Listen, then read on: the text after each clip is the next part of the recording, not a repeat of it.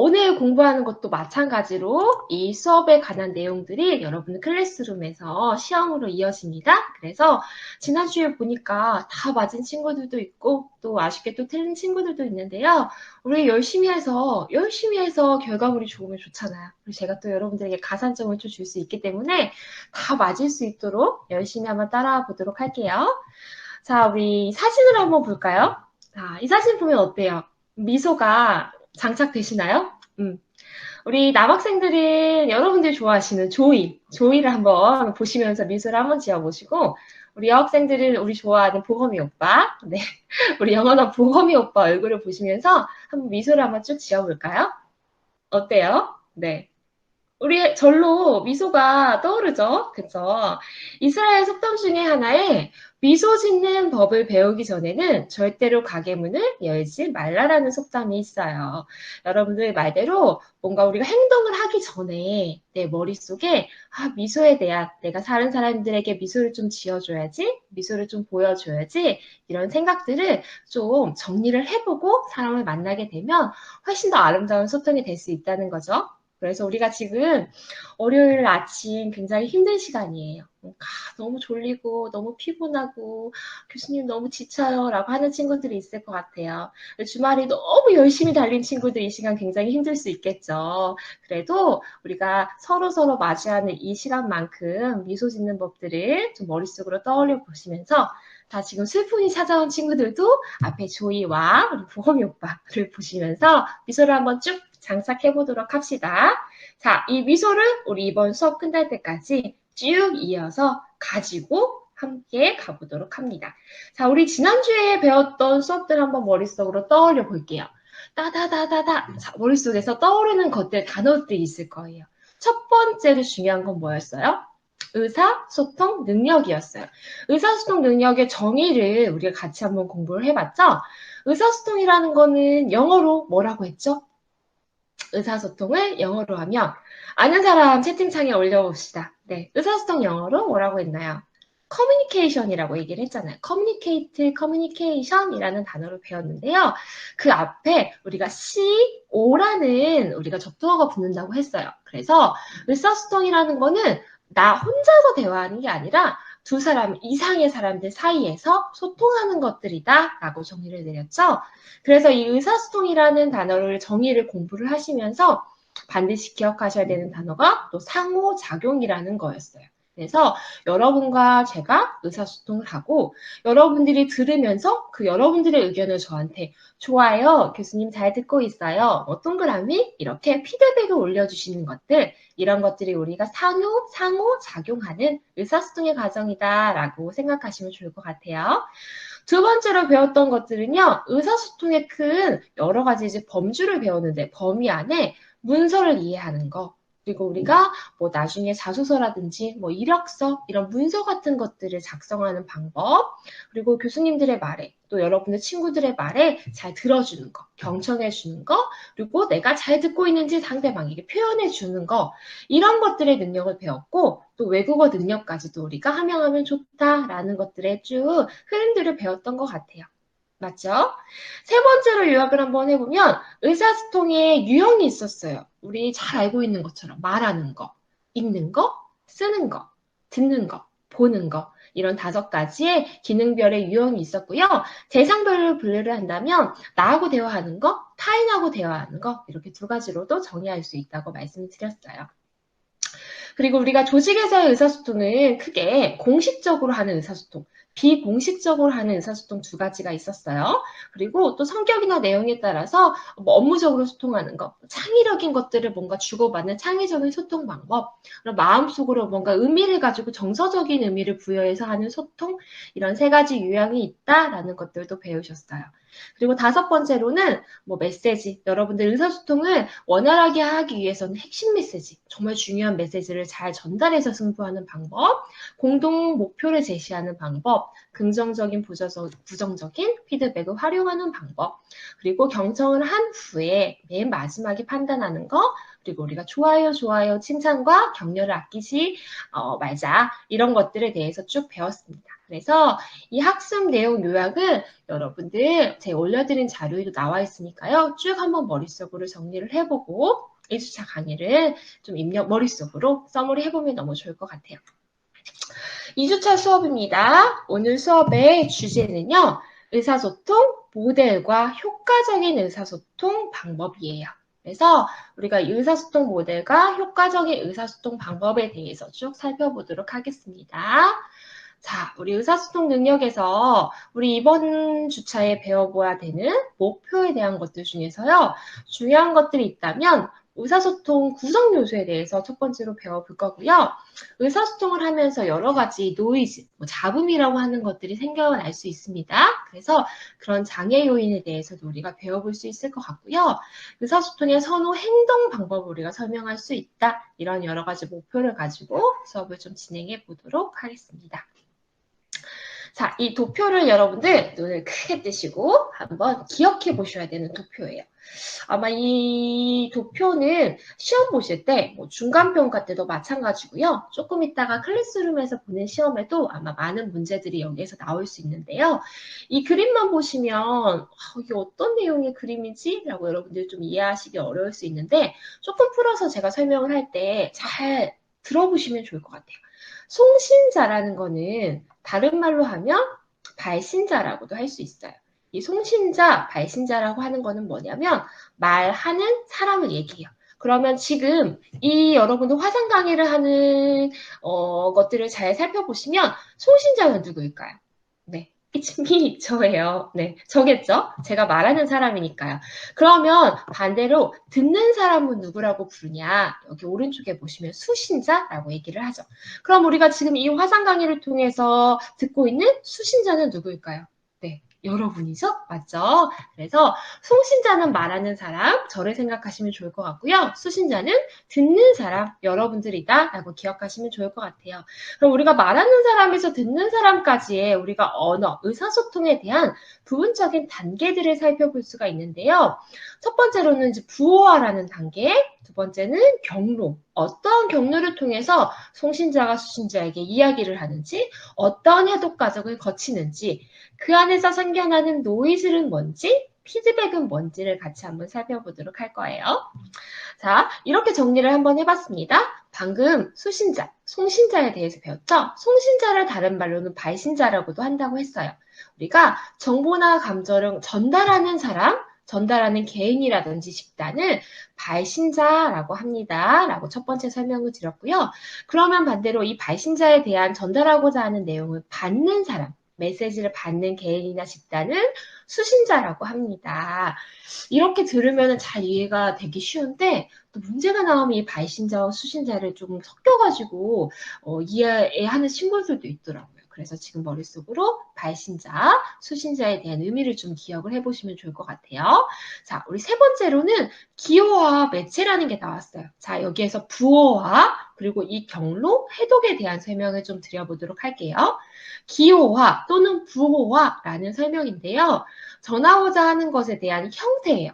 제가 여러분들한테 이 지금 강의를 설명할 때 말로 하는지 아니면 파워포인트를 통해서 글로 적어서 표현을 하는지 뭔가 내 안에 부호를 적어서 만들어내는지 전하고자 하는 것에 대한 어떠한 형태인지를 물어보는 거겠죠. 그래서 그러한 것들을 구체화한 것을 부호화 또는 기호화 한다라고 여러분들 생각하시면 될 것 같아요. 그 안에 또 메시지라는 게 적혀 있는데요. 메시지는 발신자, 말하는 제가 기호화해서 만들어낸 가시적인 결과물이겠죠. 그래서 여러분은 제가 이렇게 글로 표현해서 여러분들한테 보여드리고 말로 하면서 표현하고 있잖아요. 이런 것들을 우리가 기호화라고 기억하시면 좋을 것 같아요. 조금 어려운 말이긴 하지만 풀었으면 또 여러분들 이해하시기에 너무 어렵지 않은 단어라고는 생각해요. 그래서 기호화라는 것들 좀 기억을 해주시고요. 네 번째, 매체라는 걸 한번 기억해 보도록 할게요. 매체. 우리가 매체라는 거를 말 그대로 다른 말로 영어로 말하면 채널이라고도 얘기를 하는데요. 제가 여러분들한테 메시지를 전달을 해요. 이런 방법 중에 여러 방법들이 있을 수 있겠죠. 직접 여러분들이랑 같이 만나서 마주보고 아이 컨택 하면서 이야기를 할 수 있고요. 또 이렇게 화상 강의라는 채널을 만들어서 강의를 여러분들 하면서 회의를 하면서 이야기를 할 수 있겠죠. 또 하나 뭐 이메일을 할 수 있을 것 같고 여러분들 요즘에 뭐 우리 SNS 많이 하시잖아요. 밴드를 통해서 할 수도 있을 것 같고 뭐 오픈창 카카오톡을 통해서도 할 수 있을 것 같고 페이스북을 통해서도 할 수 있겠죠. 그래서 어떠한 채널, 이런 매체 채널을 이용하냐라는 부분에서 우리가 매체 채널에 대한 것들도 기억을 해주시면 좋을 것 같아요. 자, 5번째, 메시지 해독 기능이 나와 있는데요.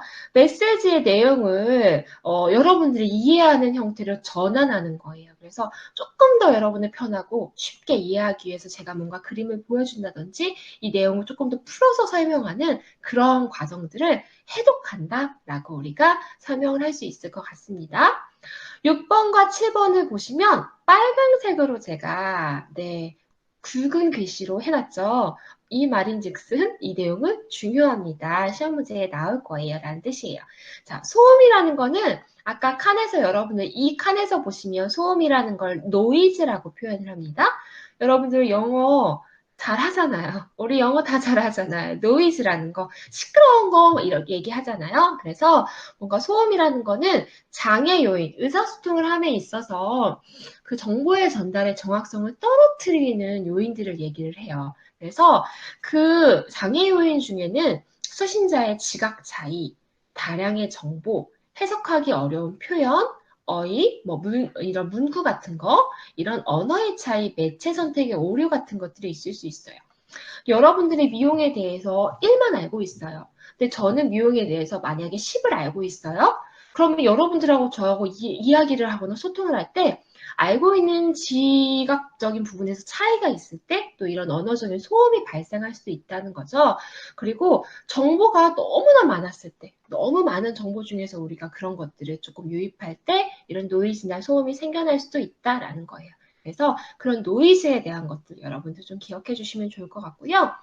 피드백은 여러분들 다 알고 계시는 것처럼 의사소통함에 있어서 상호작용을 할 때 반드시 필요한 거예요. 제가 여러분들한테 여러분 지금 이 수업 잘 듣고 있어요? 여러분 채팅창에 동그라미 올려주세요. 그럼 여러분들이 동그라미 쭉쭉쭉쭉 올려주시잖아요. 맞죠? 그걸 여러분들이 잘 듣고 있어요. 교수님 말 지금 이해하고 있습니다. 라고 피드백을 올리는 거죠. 그래서 메시지를 받은 수신자의 반응이다 라고 얘기를 합니다. 그래서 이 메시지가 성공적으로 잘 전달되었는지 확인하는 것을 말합니다. 라고 적혀 있습니다.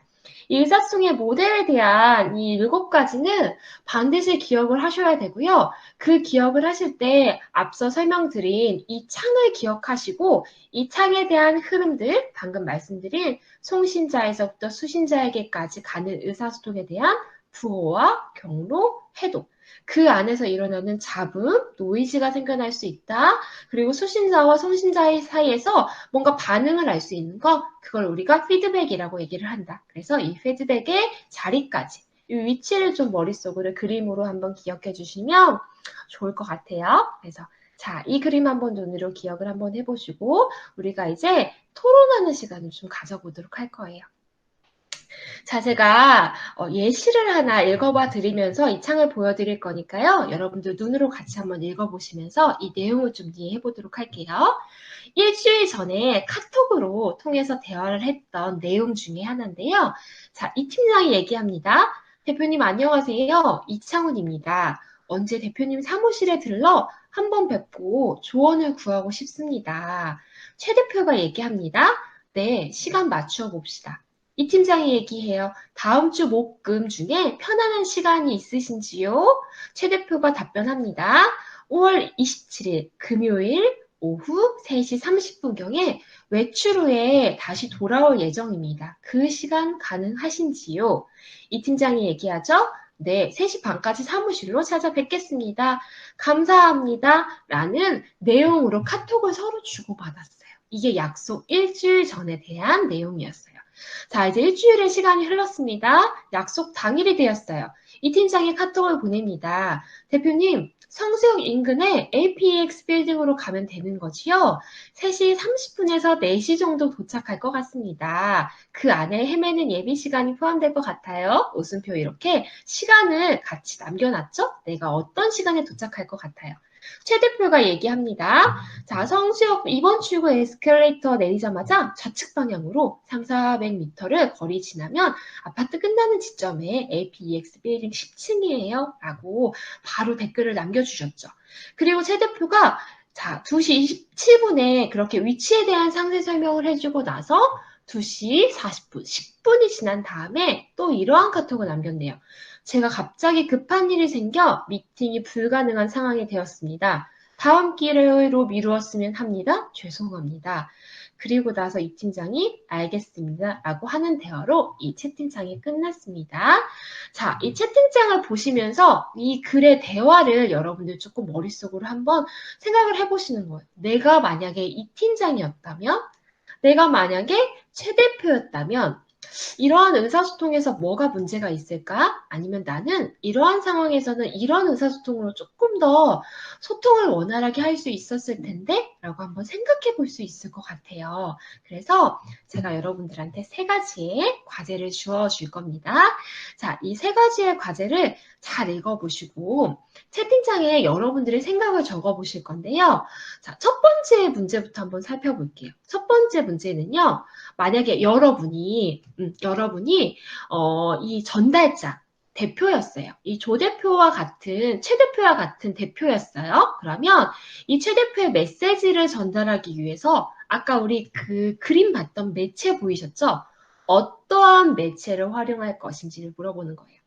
뭐 이렇게 카카오톡을 사용했을지 아니면 이메일을 사용했을지 아니면 또 다른 어떠한 매체 뭐 직접적인 매체를 사용한 무언가가 있겠죠? 그런 어떠한 매체를 사용하면 조금 더 활용적이었을까를 한번 생각해 보시는 거예요. 그래서 여러분이 이 최대표였다면 어떤 매체를 활용해서 소통을 했을까? 첫 번째 문제예요. 두 번째 문제 한번 볼게요.